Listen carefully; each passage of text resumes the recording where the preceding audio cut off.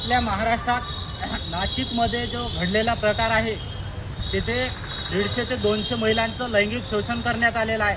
अशोक खरात नावाच्या भामट्याने वेगवेगळे महिलांना आमिष दाखवून त्यानं महिलांची अब्रू लुटलेली आहे. तर मी या सर्व महाराष्ट्रातल्या किंवा संपूर्ण भारतातल्या महिलांना विनंती करतो, माय माऊल्यांनो, अंधश्रद्धेला बळी पडू नका.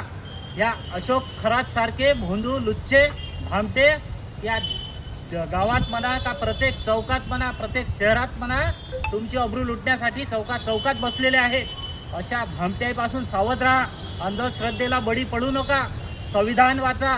ज्या संविधानानं तुम्हाला सर्व हक्क आणि अधिकार दिले ते संविधान वाचा.